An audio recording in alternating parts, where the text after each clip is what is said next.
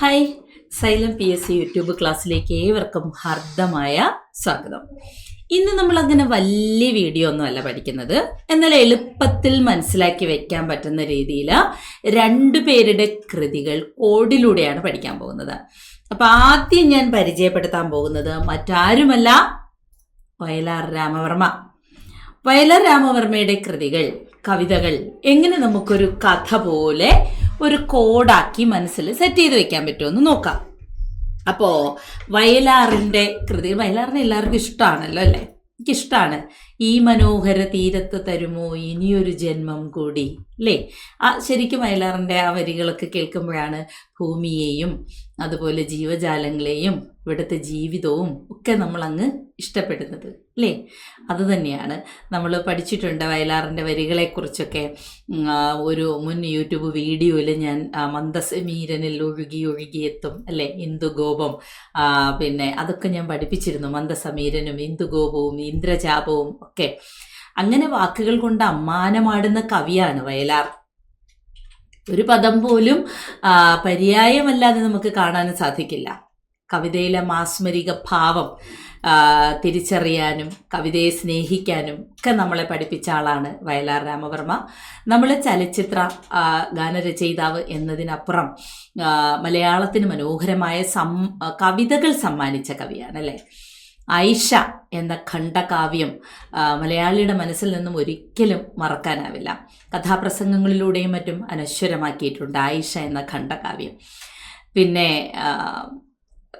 പിന്നെന്താണ് രാവണപുത്രി, അല്ലേ, താടക. അപ്പം ദ്രാവിഡ രാജകുമാരിയായ താടകയുടെ കഥ പറയുന്നത് രാവണപുത്രിയുടെ കഥ, അല്ലേ? രാവണപുത്രിയായി സീതയെ വേറൊരു ആംഗിളിലൂടെ കണ്ട കവിതയായിരുന്നു രാവണപുത്രി. രാവണൻ്റെ പുത്രിയാണത്രേ സീത എന്നുള്ള ആ രീതിയിൽ മനോഹരമായ കവിതയാണ്. സർഗസംഗീതമാകട്ടെ, അശ്വമേധമാകട്ടെ, ഒക്കെയും മലയാളിക്ക് കവിതയിൽ വേറിട്ടൊരു അനുഭവം സൃഷ്ടിച്ച കവിതകളായിരുന്നു. നമുക്ക് കോഡിലൂടെ വയലാർ കവിതകൾ പഠിക്കാം. ഇവിടെ നമ്മൾ മനസ്സിനൊന്ന് വിഷ്വലൈസ് ചെയ്യണം.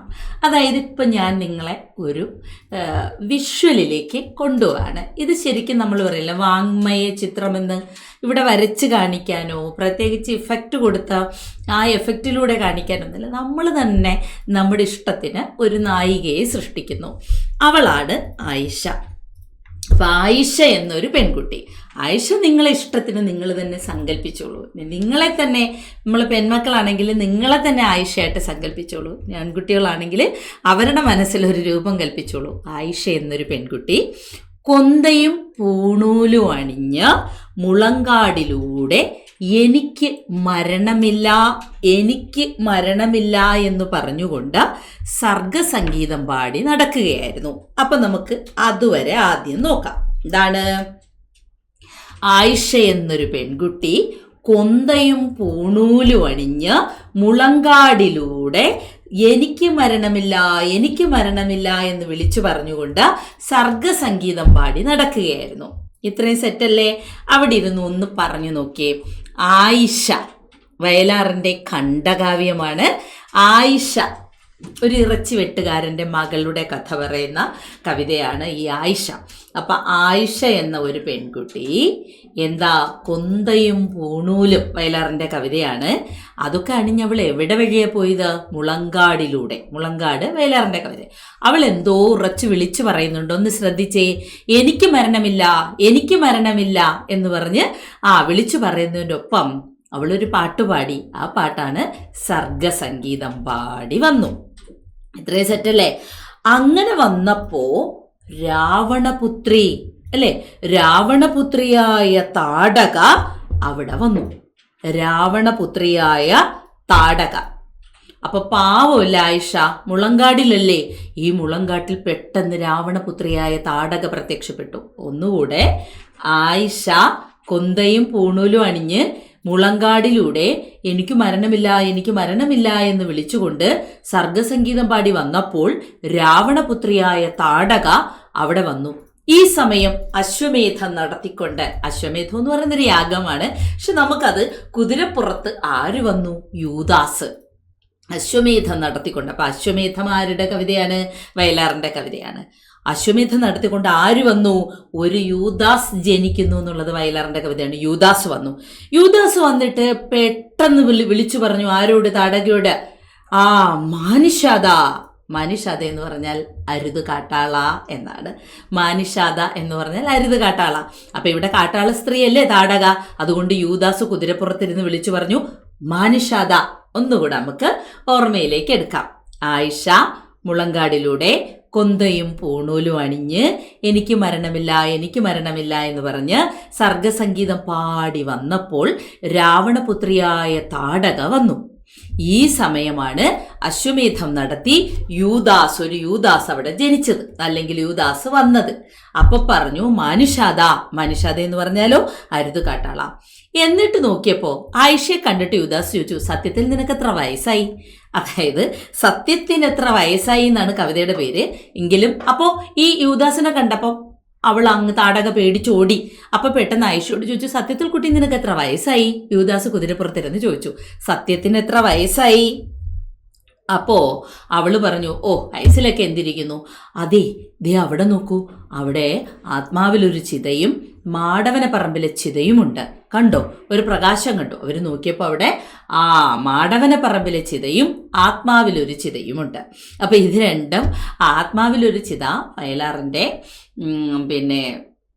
അച്ഛൻ മരിച്ചപ്പോൾ അതിലനുശോചിച്ചുകൊണ്ട് രചിച്ചതാണ്.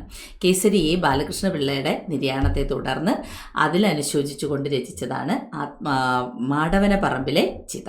അപ്പോൾ ആത്മാവിലൊരു ചിതയും മാടവന പറമ്പിലെ ചിതയും. ഇനി നമുക്ക് ഇതൊന്ന് റിവൈൻഡ് ചെയ്ത് നോക്കാം. അതായത് ഒന്നുകൂടി പറഞ്ഞു നോക്കാം. ആയിഷ കൊന്തയും പൂണൂലും അണിഞ്ഞ് മുളങ്കാടിലൂടെ എനിക്ക് മരണമില്ല എന്ന് പറഞ്ഞ് സർഗസംഗീതം പാടി വന്നപ്പോൾ രാവണപുത്രിയായ താടക വന്ന് പേടിപ്പിച്ചു. പെട്ടെന്ന് അശ്വമേധം നടത്തിക്കൊണ്ട് ഒരു യൂദാസ് അവിടെ വന്നു. ഒരു യൂദാസ് ജനിക്കുന്നു. ഒരു യൂദാസ് അവിടെ വന്നു. വന്നിട്ട് പറഞ്ഞു മാനുഷാദ എന്ന് പറഞ്ഞു. പെട്ടെന്ന് താടക പേടിച്ചോടിപ്പോയി. അപ്പോൾ ആയിഷയുടെ നേർക്ക് തിരിഞ്ഞു ചോദിച്ചു, സത്യത്തിന് എത്ര വയസ്സായി? സത്യത്തിൽ നിനക്ക് എത്ര വയസ്സായി? സത്യത്തിന് എത്ര വയസ്സായി? അപ്പോൾ അവള് പറഞ്ഞു, അതേ ഞാൻ പേടിച്ച് നിൽക്കുകയാണ്, അവിടെ ഒരു ആത്മാവിലൊരു ചിതയുമുണ്ട്, മാടവന പറമ്പിലെ ചിതയുമുണ്ട്. അപ്പോൾ ഇത്രയും കണ്ടില്ലേ, ഇത്രയും കൃതികൾ നമുക്ക് കാണാപ്പാഠം പഠിക്കുന്നതിനേക്കാളും വിഷ്വലൈസ് ചെയ്ത് ഒരു മുളങ്കാടിൻ്റെ ആംബിയൻസിൽ ഒരു ചെറിയ പെൺകുട്ടി വരുന്നു. അവളുടെ പേര് ആയിഷ എന്നാണ്. കുതിരപ്പുറത്ത് യൂദാസ് വരുന്നു. അശ്വം എന്ന് പറഞ്ഞ കുതിരയാണ്. പെട്ടെന്ന് രാവണപുത്രിയും താടകയൊക്കെ നമ്മൾ അവിടെ കൊണ്ടുവന്നു. മാനുഷാദ എന്ന പദത്തിൻ്റെ അർത്ഥം തന്നെ അരുത് കാട്ടാള എന്നായിരുന്നു. അങ്ങനെ താടകപുത്രി അല്ലെ, രാവണപുത്രിയായ താടക ഇവളെ ആക്രമിക്കാൻ വന്നപ്പോൾ യൂദാസ് പറഞ്ഞു മാനുഷാദ. ഇനി വയലാറിന് 2 പ്രശസ്തമായ കൃതികൾ കൂടി പരിചയപ്പെടുത്തിയാൽ, വയലാറിൻ്റെ 1, 2, 3, 4, 5, 6, 7, 8, 9, 10, 11, 12, 13, 15 കൃതികൾ നമ്മൾ ഒരൊറ്റ കഥയിലൂടെ പഠിക്കും. ഇത് ഒരു പ്രാവശ്യം പറയുമ്പോൾ ചിലപ്പോൾ സെറ്റാവില്ല. 1, 2, 3 ഒക്കെ പ്രാവശ്യം ഇനി അങ്ങോട്ടും ഇങ്ങോട്ടും തിരിഞ്ഞു പോയിട്ട് നിങ്ങൾക്ക് ഇഷ്ടമുള്ള കഥാരൂപത്തിൽ ഇതിനെ ഒന്ന് മാറ്റിമറിച്ചാലും കുഴപ്പമൊന്നുമില്ല. നമ്മൾ സൈക്കോളജിയിലൊക്കെ പഠിക്കില്ലേ ക്രീഡാരീതി എന്ന്, അത് തന്നെയാണ്. ഒരു കാര്യം നമുക്ക് പെട്ടെന്ന് മനസ്സിലേക്ക് പതിപ്പിക്കാനായിട്ട് നമുക്കിഷ്ടപ്പെട്ട ക്രീഡയിലൂടെ, അത് ഒരു വിഷ്വലൈസേഷൻ ആവാം, നാടകരൂപത്തിൽ സംഭാഷണ രൂപത്തിലാവാം, ഇങ്ങനെയൊക്കെ പഠിക്കുന്നതിലൂടെ കുറച്ച് നമുക്ക് ഓർത്തിരിക്കാൻ പറ്റും. ഇപ്പം മുളങ്കാട് എന്ന കവിതയോ മാനുഷാദയോ ഒരു യൂദാസ് ജനിക്കുന്നുവോ അതുപോലെ തന്നെ അശ്വമേധോ ഒക്കെ പെട്ടെന്ന് കേൾക്കുമ്പോൾ ആ ഒരു വിഷ്വലൈസേഷൻ ഉറപ്പായിട്ടും നമുക്ക് മനസ്സിലേക്ക് വരും. അതുകൊണ്ടാണ് ചില പ്രശസ്തമായ നോവലുകളും കഥകളും ഒക്കെ സിനിമയാവുമ്പോൾ, ഇപ്പോൾ പത്മരാജൻ്റെ ഉദകപ്പോള എന്ന കൃതി തൂവാനത്തുമ്പികൾ എന്ന സിനിമയായപ്പോൾ മണ്ണാറത്തൊടിയിലെ ജയകൃഷ്ണനും മണ്ണാറത്തൊടിയിലെ രാധയും അതുപോലെ ക്ലാരയും ഒക്കെ ആ വിഷ്വലൈസേഷൻ, മഴയത്ത് നനഞ്ഞു വരുന്ന ക്ലാരയൊക്കെ ഇന്ന് മലയാളിയുടെ മനസ്സിലെ ഒരു നൊസ്റ്റുവാണല്ലേ, നൊസ്റ്റാൾജിയാണ് ഒക്കെ. ഇങ്ങനെ അത് നമുക്ക് കുറച്ചുകൂടി എന്താ പറയുക, ആ ഒരു വിഷ്വലൈസേഷൻ മനസ്സിലേക്ക് കിട്ടും. അപ്പോൾ വയലാർ രാമവർമ്മയെ ഓർക്കാനായിട്ട് ഇങ്ങനൊരു വിഷ്വലൈസേഷൻ ഉറപ്പായിട്ട് നിങ്ങളെ സഹായിക്കും. ഒന്നുകൂടി നമുക്കിത് കഥാരൂപത്തിൽ പറഞ്ഞ് ആ ഒരു വിഷ്വലൈസേഷൻ പറഞ്ഞു നോക്കാം. അപ്പോൾ നമ്മളിവിടെ പറഞ്ഞത് ലാസ്റ്റ് 2 കൃതികൾ അല്ലേ. പുരുഷാന്തരങ്ങളിലൂടെ എന്നത് വയലാറിൻ്റെ സഞ്ചാര സാഹിത്യ കൃതിയാണ്, അഥവാ യാത്രാ വിവരണമാണ് പുരുഷാന്തരങ്ങളിലൂടെ. പുരുഷാന്തരം എന്ന വാക്കിൻ്റെ അർത്ഥം എന്താണ്? ഒരു മനുഷ്യൻ്റെ ജീവിതത്തിലൂടെ ആണായാലും പെണ്ണായാലും ജനനം മുതൽ മരണം വരെ കടന്നു പോകുന്ന ജീവിതഘട്ടത്തെയാണ് പുരുഷാന്തരം എന്ന് പറയുന്നത്. അതെന്തൊക്കെയാണ്, എങ്ങനെയാണ് പുരുഷാന്തരം എന്ന് നോക്കാം. ആദ്യത്തേത് നമ്മുടെ ബാല്യശൈശവ കൗമാര യൗവന ദിശയിലൂടെ കടന്നു പോകുമ്പോൾ നമ്മൾ അനുഷ്ഠിക്കുന്നതാണ് ബ്രഹ്മചര്യം അല്ലേ? നമ്മൾ കേട്ടിട്ടുണ്ട് ബ്രഹ്മചര്യം എന്ന് അല്ലേ? ബ്രഹ്മചര്യം എന്നത് ഒരാളിൻ്റെ ജീവിതത്തിലെ ആദ്യ സ്റ്റേജായിട്ട് പറയാം നമുക്ക്. ബ്രഹ്മചര്യം, ഓക്കെ, യെസ്, ബ്രഹ്മചര്യം കഴിഞ്ഞ ഗാർഹസ്ഥ്യമാണ്. ഗാർഹസ്ഥ്യം ഇതൊക്കെ നിർബന്ധമൊന്നുമല്ല, എങ്കിലും പുരുഷാന്തരം എന്ന് പറയുന്നത് ഒരു നോർമലായിട്ട് ഒരാൾ ജീവിതത്തിൽ അനുഷ്ഠിക്കുന്ന ചില കർത്തവ്യങ്ങളാണ്. ബ്രഹ്മചര്യം, അതുപോലെ തന്നെ ഗാർഹസ്ഥ്യം. അപ്പോൾ ബ്രഹ്മചര്യവും ഗാർഹസ്ഥ്യവും കഴിഞ്ഞു കഴിഞ്ഞാൽ പിന്നെയുള്ളതാണ് ഈശ്വരനെ തേടിയുള്ള അലച്ചിൽ, വാനപ്രസ്ഥം. നമ്മൾ ഹജ്ജിന് പോകുക എന്ന് പറയും, കാശി രാമേശ്വര യാത്ര, ഇസ്രായേലിലേക്കൊക്കെയുള്ള യാത്ര, അങ്ങനെയൊക്കെ പറയില്ലേ, അതിനെയാണ് നമ്മൾ വാനപ്രസ്ഥം, ഈശ്വരനെ തേടിയുള്ള അലച്ചിൽ. അവസാനം ചിലരാകട്ടെ വാനപ്രസ്ഥം കഴിഞ്ഞ് നേരെ ഗാർഹസ്ഥ്യത്തിലേക്ക് തന്നെ വരുന്നു, ചിലരാകട്ടെ അവസാനം സന്യാസത്തിലേക്ക് പോകും. ഇങ്ങനെ 4 ജീവിത ദശകളെ പറയുന്ന പേരാണ് പുരുഷാന്തരം. അപ്പോൾ വയലാറിൻ്റെ യാത്രക്കിട്ട പേരാണ് പുരുഷാന്തരങ്ങളിലൂടെ. ബ്രഹ്മചര്യം, ഗാർഹസ്ഥ്യം, വാനപ്രസ്ഥം, സന്യാസം എന്നിങ്ങനെ വിവിധ ഘട്ടങ്ങളിലൂടെയുള്ള മനുഷ്യജന്മം. ഇനി വേറൊരു പദമുണ്ട്, പുരുഷാരം. പുരുഷാരം എന്നാൽ ആൾക്കൂട്ടമാണ്. അതായത് പൂരപ്പറമ്പിലെ പുരുഷാരം, അതായത് റഷ് എന്നൊക്കെ പറയും, നല്ല ആൾക്കൂട്ടമുള്ളതിനെയാണ് നമ്മൾ എന്ത് പറയുന്നത്? പുരുഷാരം. പുരുഷാരം ആൾക്കൂട്ടം, പുരുഷാന്തരം ജീവിതദശകൾ. ഓക്കെ അല്ലേ?